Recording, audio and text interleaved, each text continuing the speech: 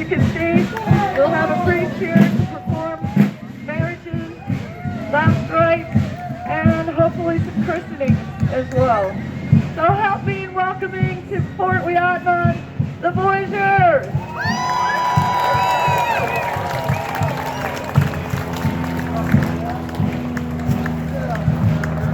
A representative of the trading company called the Bourgeois would have been in charge of each flotilla or brigade of voyageurs. There's like a lot. The representative was called the Bourgeois, and he controlled all trading transactions, while his assistant, the commis, kept the books. The gouvernant steers the canoe from the back, while the avant is sitting in front, keeping the pace and watching for obstacles.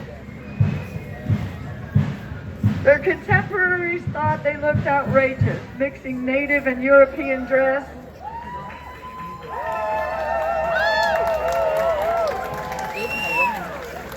Their reputation was outrageous as well. They were well known as braggarts who were fiercely competitive over whose boat was the fastest and who could make the portage trail quicker. They loved to tell stories about their travels around the campfires at night. Wild beasts, raging rapids, and exotic cultures and customs fascinated their listeners. Outrageous or not, people were always happy to see the voyageurs.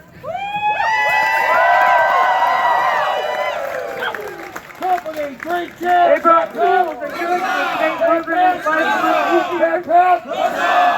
They brought letters from loved ones, news from the big cities, and government decrees.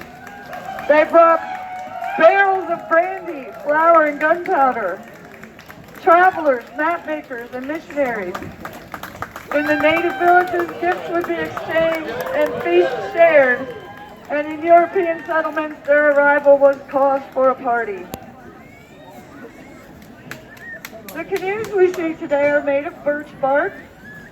They are from long sections of bark peeled off the tree and soaked in water to make them flexible. And then they are stitched and shaped into the shape of the boat, stitched together with tree fruit. Well, the outside of the bark that we see, the papery white outside, becomes the inside of the canoe, and the inner bark becomes the outside. It's much smoother and a little more streamlined. The birch bark has some interesting qualities. The sap makes it water resistant for the canoes, and it also has a fungicidal agent in it, so baskets made from birch bark preserve food.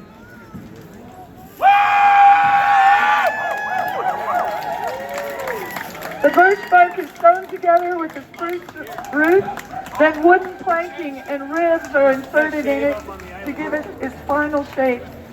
Wood thwarts between the gunnels help the shape stay stable and also act as seats. At the end of the process, all the seams and imperfections in the bark are waterproof with the black mixture of pine sap, ash, and animal fat. Another way a voyageur could earn a little extra money was by having a talent for repairing the boat.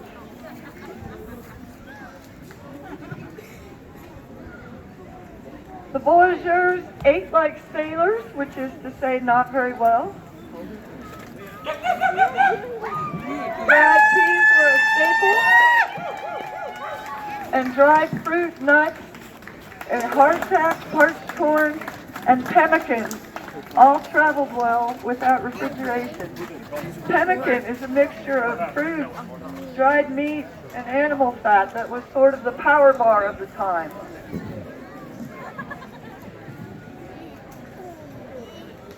Crews were recruited in Montreal.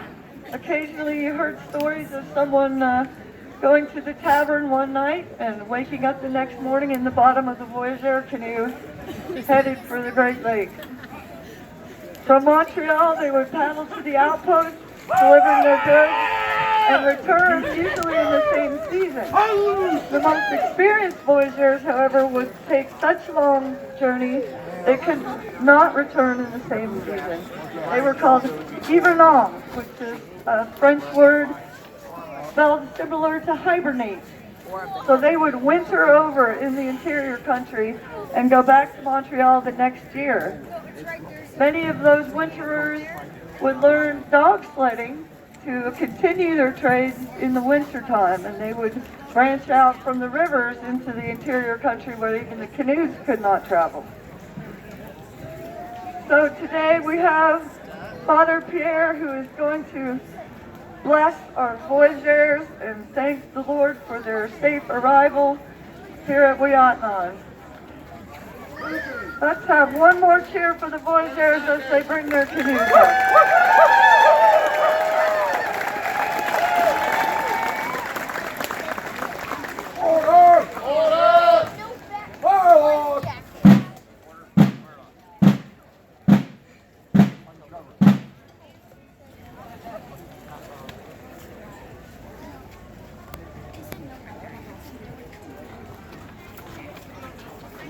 I think the rest is staying.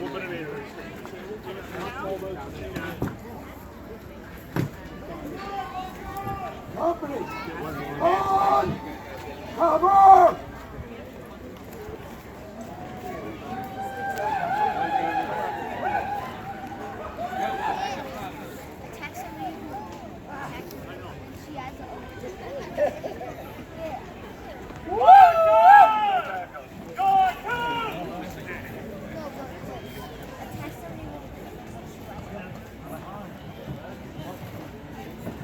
Oremus, libera nos que somos domini, ad omnis malis, presentibus ad futuribus, ad intercessione Beata Maria Semper Virgine, Beato Michele Arcangelo, Beato Ioannis Apostolis Petro et Paulo et omnibus sanctis, benedicat vos omnipotens Deus, et Pater, et Filius, et Spiritus Sancti. Amen.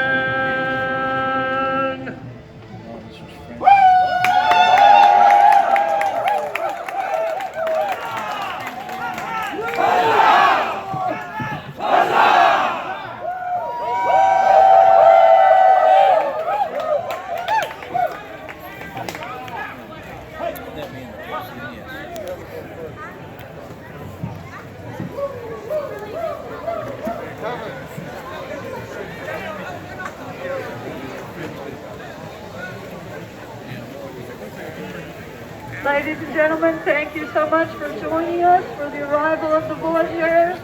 And please enjoy the rest of your day at the 50th anniversary Feast of the Hunter's Moon.